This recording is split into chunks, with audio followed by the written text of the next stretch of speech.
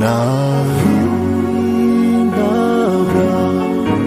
딘제는 야 노네 혼다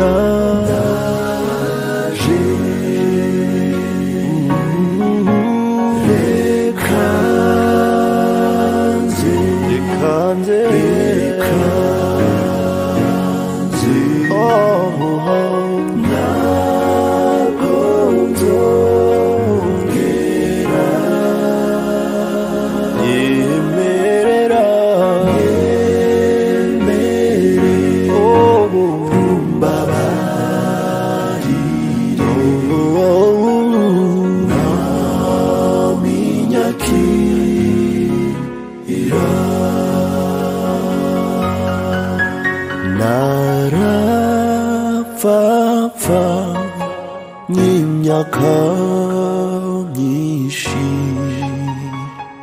나 아부츠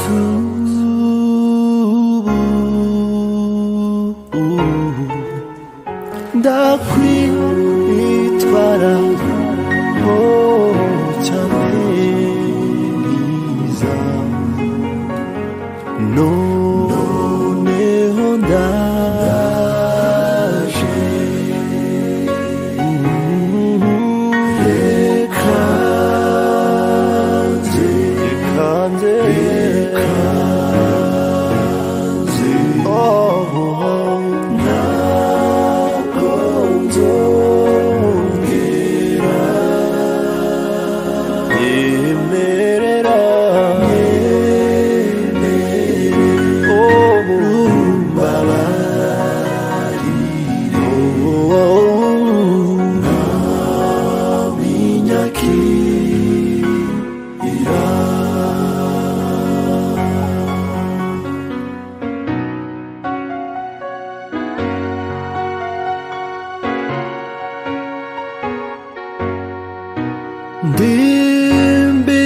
Dimbijweni yahano kugwa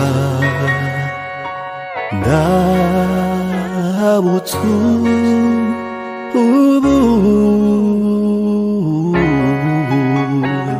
nirigiye urukundo rwawe urukundo rwawe noneho ndaje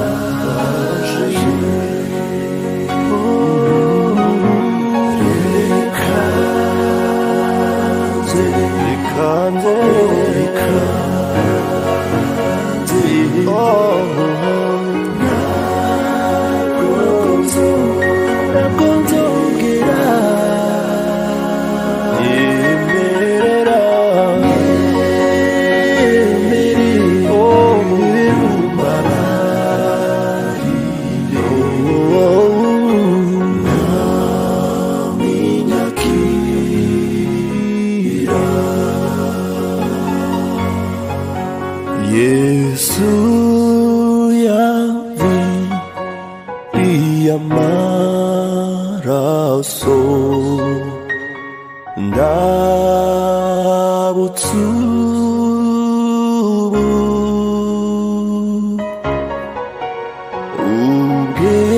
우게니웨 왕이자 구사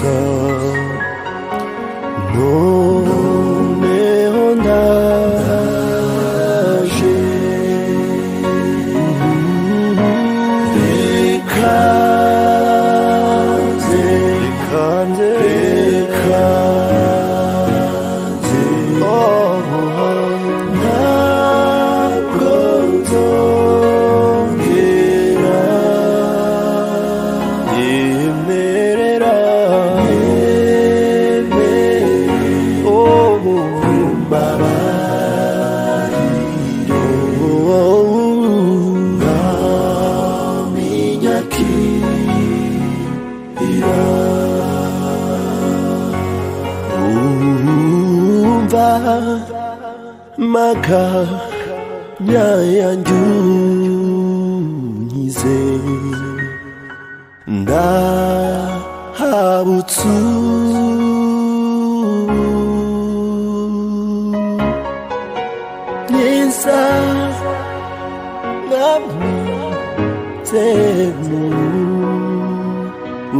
ira noneho ndaje reka nze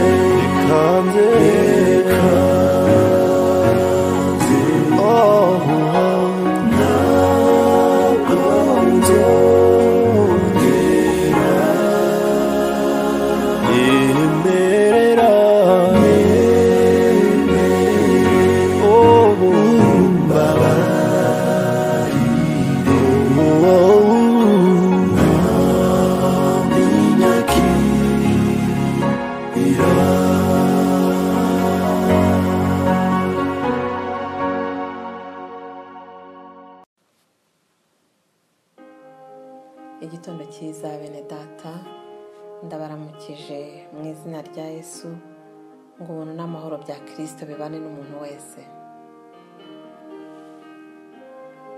Indirimbo y'iki cyumweru ni nahabiye kure y'Imana, ni indirimbo ya 56 mu ndirimbo zo guhimbaza Imana z'Abadventiste b'umunsi wa karindwi.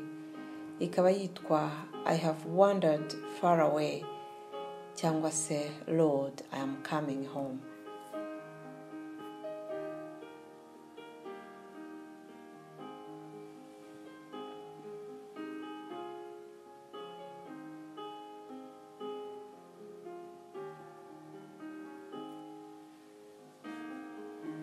Iyi ndirimbo nziza yahimbwe n'uwitwa William James Kirkpatrick, yavukiye muri Ireland mu mwaka w'1838, ariko ababyeyi be baje kwimukira muri Amerika akiri muto cyane.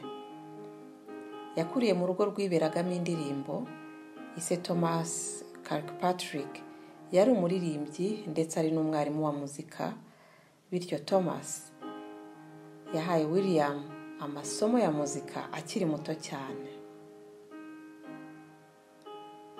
Mu mwaka w'1854, afite imyaka 16, William yimukiye i Philadelphia kwiga byimbitse ibijyanye na muzika no gukoresha ibyuma bya muzika. Aho niho yigiye no gukoresha ijwi cyangwa voice, yigishijwe na Professor T. Bishop.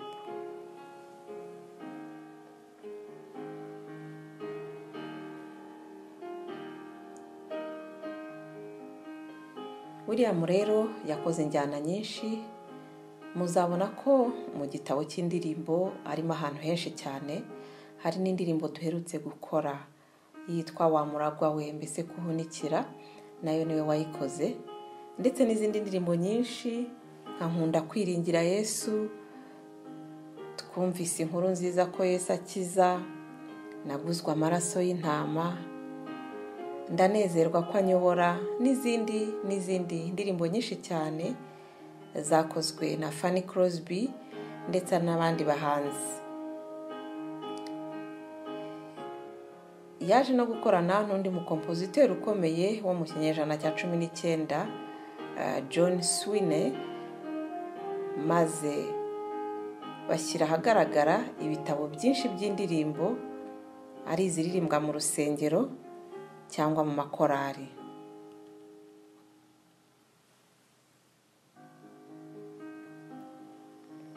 William yari umuhanga cyane mu bya muzika, mu gukora injyana y'indirimbo, kuyitunganya ndetse n'ubuhanga mu by'ijwi.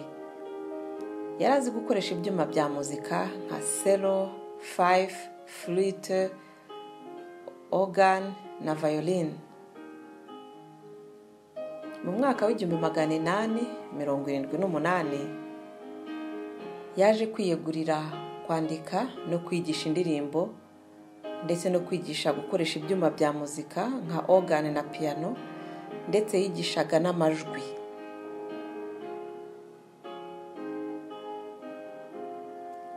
Iyi ndirimbo rero yagiye ahagaragara mu mwaka w'1892, akaba ari indirimbo idasanzwe.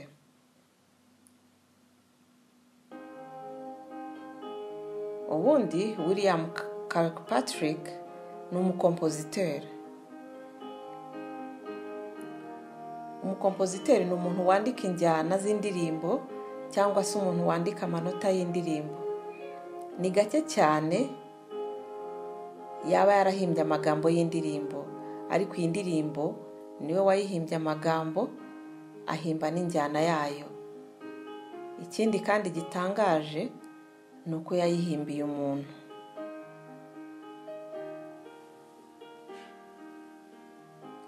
William rero mu materaniro makuru itorero rye ry'abametodiste ryakoraga hirya no hino, amateraniro makuru nyine we yari ashinzwe icyiciro cy'indirimbo, akaba ari ushaka abaririmbyi n'ibindi bijyanye nabyo. Umunsi umwe rero muri aya materaniro makuru harimo umwana w'umusore waririmbaga wenyine cyangwa se yaririmbaga solo, nuko amaze kuririmba indirimbo nziza ahita yigendera atumvise ikibwirizwa. William ngo yahise akeka ko uyu mwana w'umuhungu atigeze yegurira ubugingo bwe Kristo, ngo maze bimutera umutwaro ukomeye. Atangira gusengera uyu mwana w'umuhungu ngo Imana igire icyo ikorera umutima we.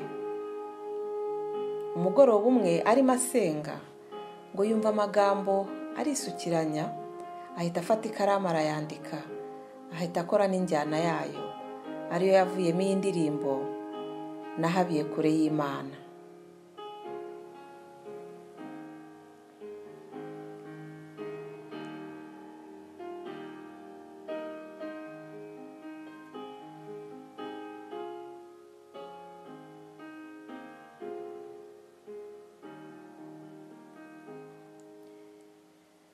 Muri iryo joro mu giterane cyabaye, yari yahaye iyo ndirimbo uwo musore w'umusoriste ngo ayiririmbe.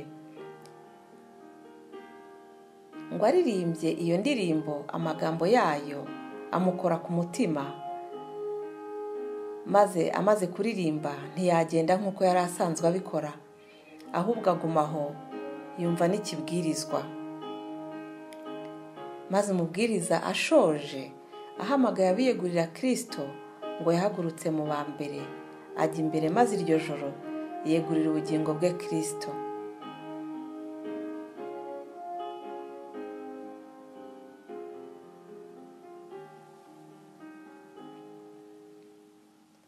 Iyi ndirimbo kandi ishingiye ku mugani w'umwana w'ikirara uri muri Luka igice cya 15.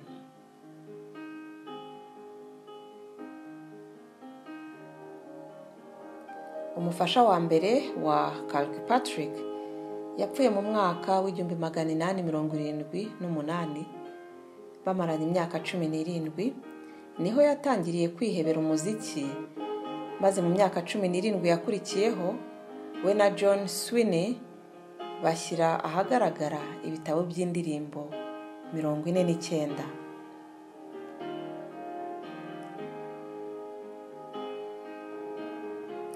Kirkpatrick yarongeye arashaka mu mwaka w'1893. We n'umufasha we bazenguruka ibihugu byinshi byo ku isi, barazengurukaga bakamenyekanisha ibihangano bye. Yanditse ibitabo birenga 100 ndetse yakoze na porogaramu z'abana za Noheli. William James Kirkpatrick yaje gusinzira mu mwaka w'1921 afite imyaka 83 y'ubukuru. Muri iryo joro ngo yabwiye umufasha we ko yumva hari indirimbo irimo kumuzamo cyane, ko ashaka kubyuka akayandika ngo itaza kumucika akayibagirwa. Umugore we yaje kwicura aramubura, ajya kumushakisha muri biro ye, asanga yashizemo umwuka uko yakicaye ku ntebe n'umutwe ku meza.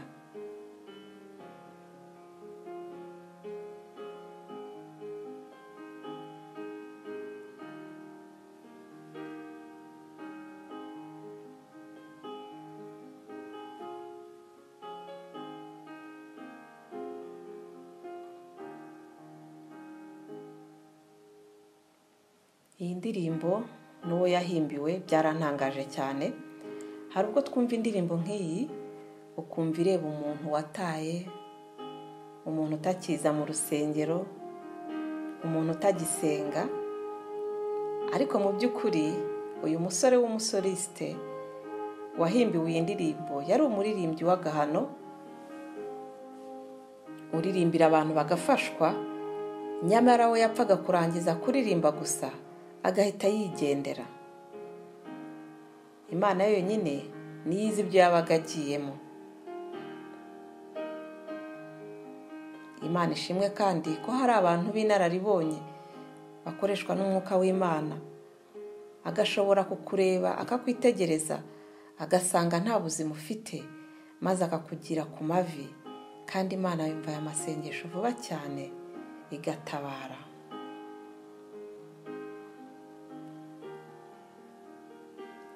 Muri Luka igice cya 15 harimo imigani 3: igiceri cyazimiye, intama yazimiye, n'umwana wazimiye cyangwa umwana w'ikirara, niko umugani uvuga. Ibintu 3 byazimiye kandi byose bisoza bibonetse, habayeho n'ibirori byo kwishimira kubibona. Ibyo bintu 3 ni abanyabyaha b'amaharagu 3 kandi bose bazimiye. Igiceri ni umunyabyaha utazi ko ari umunyabyaha, naho yakora iki ntashobora kubimenya, nta n'icyo yakora kugira ngo akizwe, birasaba kumushakisha. Birasaba gukwirakwiza amatangazo ahantu hose ko ashakishwa.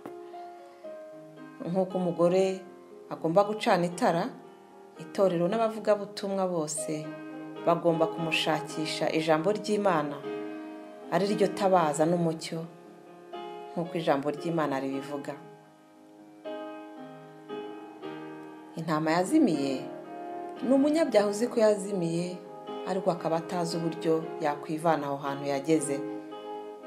Yitakariza icyizere, akumva n'Imana idashobora kumubabarira ngo imwemere.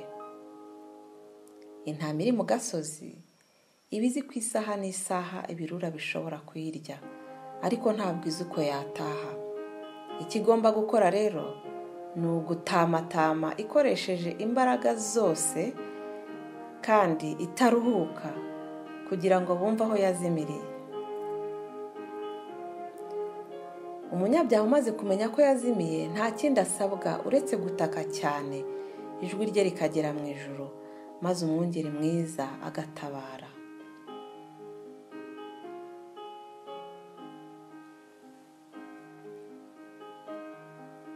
Umwana wazimiye we rero yamenye ko yazimiye kandi yari azi icyo yakora.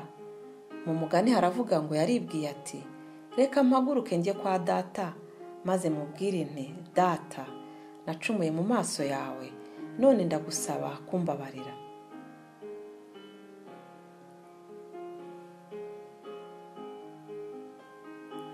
Ijuru rihora ryiteguye kudutabara, rihora ridupfupfunura mu ngoyi za Satani n'abadayimoni be. Ijambo ry'Imana ridusaba guhora turi maso, kuko umwanzi azerera nk'intare ishaka uwo yaconshomera. Ni inzozi mbi cyane umubyeyi wese atifuza kurota cyangwa gutekereza ko umwana we ashobora kuburirwa irengero. Nyamara muri iyi si turimo, abana bahora baburirwa irengero. Hari abo babona byihuse, hari abo babona bamaze gupfa, hari n'ubwo bimara igihe kigera ku myaka 20 bagishakisha, cyangwa se n'imyaka irenga 20.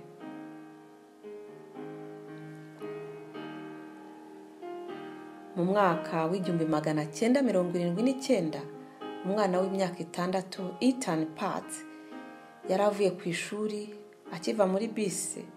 Uwitwa Pedro Hernandez wakoraga hafi yo mu rugo rw'iwabo aramushukashuka amujyana muri kave y'iduka yakoragamo, amubeshya ko agiye kumuha fanta, maze aramwica.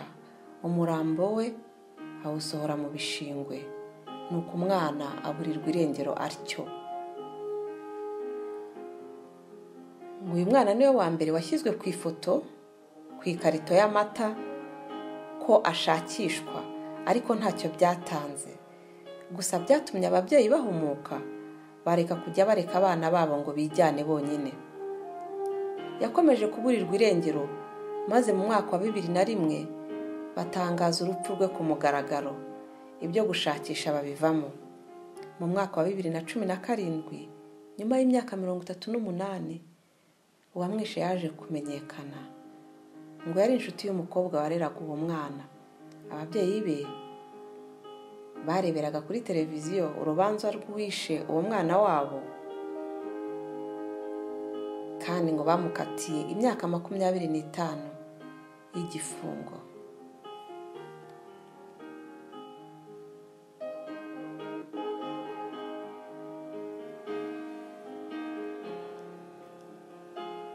Mu kwezi kwa 8 umwaka w'1984, witwa Joseph Fritz yafashe umwana we w'umukobwa Elizabeth Fritz amufungira muri cave y'inzu yabo cyangwa se muri basement.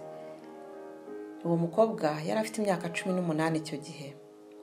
Mama we yatangarije polisi ko umwana yabuze, naho atazi ko ari aho hafi cyane.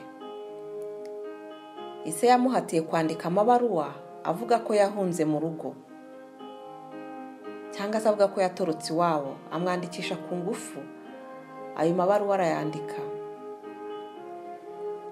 Yamaze imyaka 24 muri ubwo bunyage, abyarana na se abana 7, ariko umwe muri bo yarapfuye akivuka.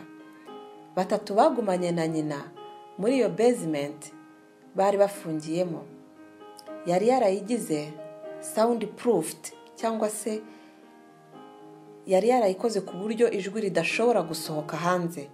Maze abandi bana 3 abajyana mu nzu hejuru kubana nawe n'umugore we ariwe mama wa Elizabeth.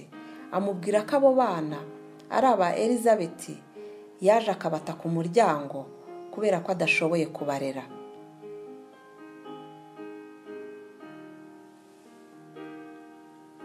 Umwana umwe muri babandi 3 bari bafungiye muri basement yaje kurwara cyane mu mwaka wa 2008, ndetse iyo yabaye n'intandaro abaganga na polisi bamenye iby'uyu mugabo w'inkorashyano. Mu mwaka wa 2009 bamukatiye igifungo cya burundu afite imyaka 74 y'ubukuru.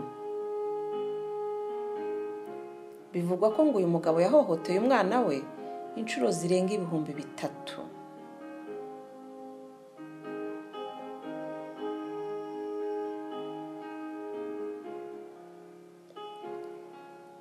Mu mwaka w'1932 umupilote wari ukomeye waruzwi cyane, ngo niwe wagurukije indege bwa mbere hagati ya New York na Paris, bibye umwana we aho yari aryamye mu kaberiso, maze basiga banditse ko bashaka $50,000 by'amadolari. Nubwo ayo mafaranga yatanzwe, nyuma gato basanze umwana yapfuye. Abantu 5,000 ba FBI barakoranye bashakisha umwicanyi, maze mu mwaka w'1934 bafata umugabo witwaga Bruno Hauptmann. Bamufatanye ibizingo by'amafaranga atarayarangiza, maze bamukatira urwo gupfa, ndetse mu mwaka w'1936 bahise bamwica.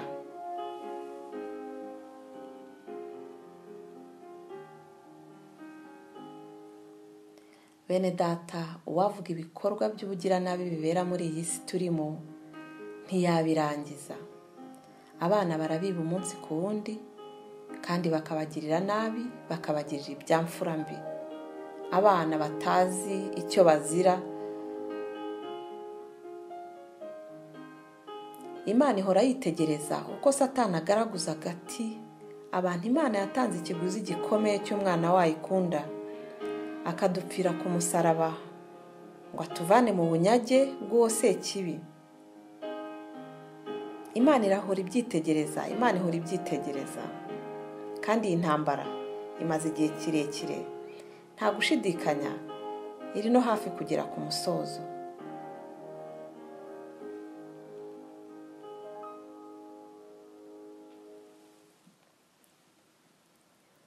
Ntabwo nzi niba uri igiceri, ntabwo nzi niba uri intama, ntabwo nzi niba uri umwana wazimiye, njyewe icyo nzi ndakizi, ariko biradusaba ko tuboneka, kuko twarabuze, kandi igihe ni gito, tutabonetse twaba tuzimiye burundu.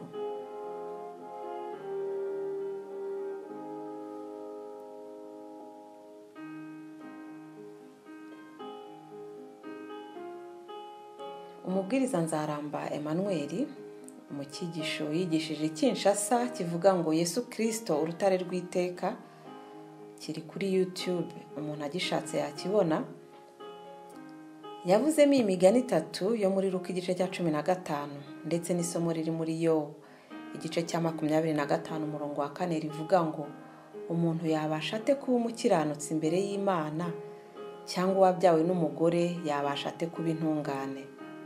Ni icyigisho cyiza cyane, ndabinginze uzabibasha zakirebe kuri YouTube.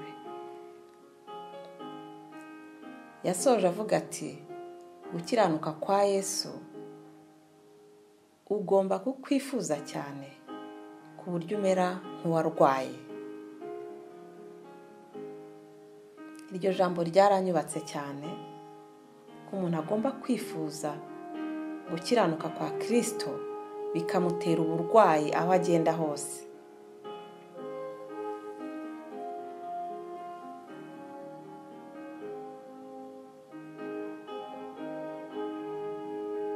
Ndasaba Imana ngo turware iyi ndwara ituma twifuza bidasubirwaho gukiranuka kwa Kristo, ngo mu kazi, mu muhanda, ku gisasiro, ntitugire ikindi dutekereza keretse guhabwa uko gukiranuka, ngo maze ubwo impanda y'Imana igiye kuvuga bidatinze, ibituro by'abera bigakinguka, abazaba bazutse bagahura n'abazaba bakiriho bakunze kuboneka kwa Yesu bose, tuzahurire mu kirere gusanganira umwami wacu, turirimba indirimbo zo kunesha.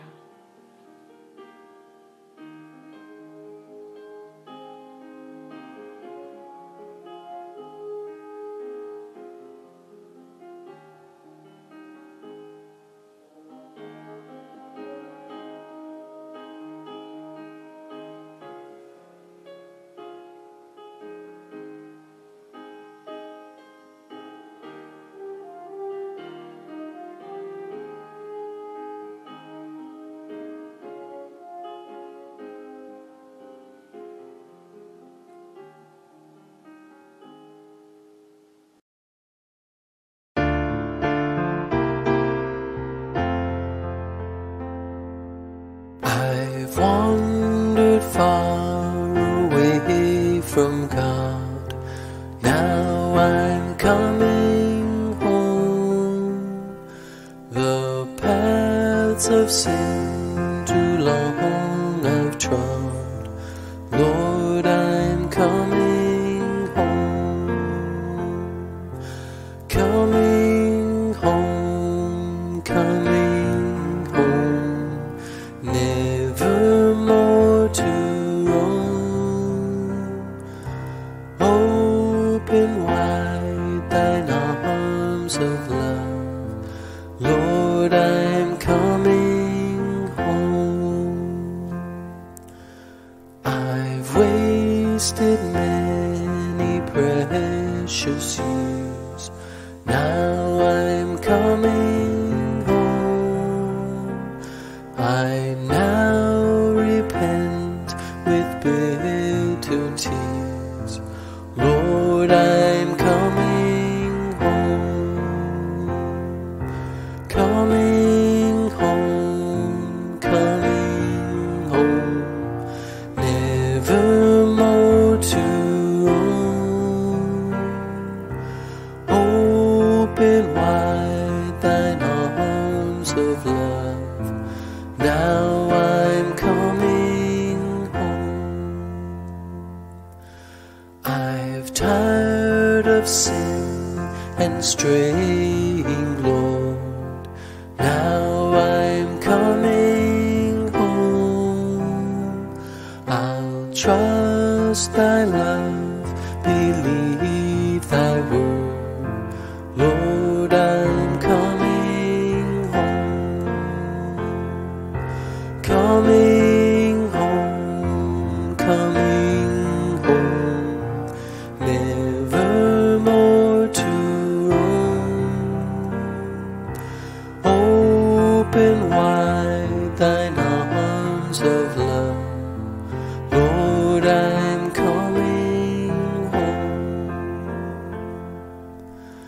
My soul is sick, my heart is sore.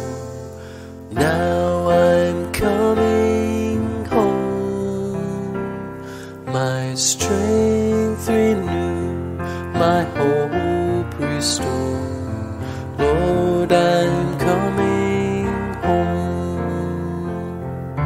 Coming home, coming home. Never more to roam. Open wide thine arms of love. Lord, I'm coming